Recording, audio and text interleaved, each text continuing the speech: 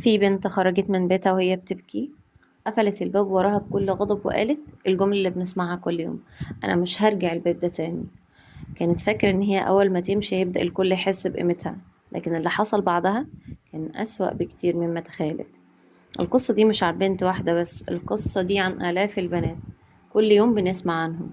كل يوم خناقة، كل يوم كلمة بتضايقها، كل يوم أوامر في البيت، وكل يوم بتقارن نفسها بغيرها. ومع كل مشكلة بتحصل لها بتقول لنفسها: أنا مخنوقة، أنا محدش فاهمني، أنا لازم أخرج من البيت ده. وبتاخد القرار، وبعد خناقة كبيرة جمعت هدومها وقررت تمشي. وهي ماشية كانت حاسة إن هي انتصرت للأسف، لكن الحقيقة إن أول لحظة خرجت فيها من باب البيت كانت أول لحظة بدأت تخسر فيها الأمان والسلام.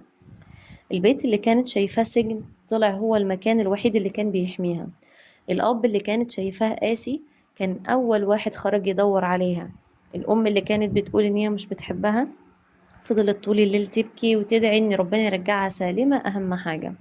وأحيانا البنت وهي بره بتكتشف إن العالم مش رحيم، وفي ناس بتستغل ضعفها، وفي ناس بتستغل احتياجها، وفي ناس كل اللي يهمها إن هي تحقق مصلحتها. وفي لحظة تقول لنفسها: يا ريتني كنت سكت، يا ريتني كنت رجعت لأوضتي بدل ما أخرج من البيت. أنا مش بقول إن كل الأهل صح، في فعلا آباء بيغلطوا، في أمهات بيأثروا، في بيوت فيها مشاكل حقيقية فعلا تخليها تستدعي الهروب، ولكن الهروب مش بيحل المشكلة. الهروب بينقلك من مشكلة كان ممكن يكون لها حل لمشاكل تانية أكبر بكتير صعب تلاقي لها حل.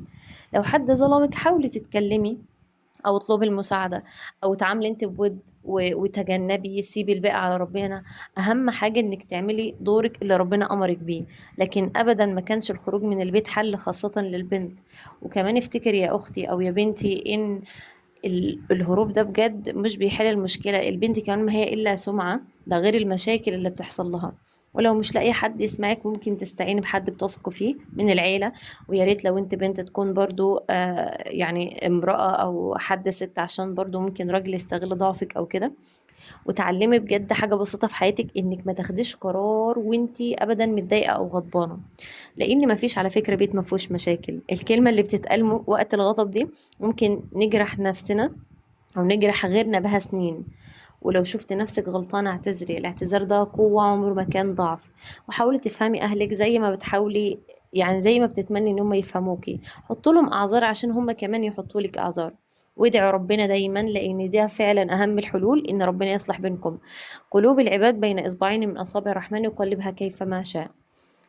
ممكن مامتك فعلا مش بتعرف تقول بحبك، لكن خوفها عليكي أكبر دليل. ويمكن أبوكي صوته عالي لكن قلبه بيتكسر لو شافك مكسورة، عشان هو من جواه شايف نفسه أكبر داعم وسند ليكي.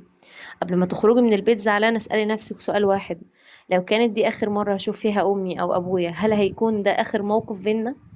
يعني أنا لو حصل لي حاجة هكون راضية إن حياتي تنتهي بالشكل ده؟ وعلى فكرة دي حقيقة، لأن محدش ضامن حياته، خاصة كمان يعني الأقدار بإيد ربنا. لكن كونك خرجتي من البيت فاحنا رايحين للأسوأ. فأحيانا حضن واحد أو كلمة حقك عليا أو أنا آسف من الطرفين سواء الأهل أو الابن أو البنت بتنقذ فعلا العلاقة دي.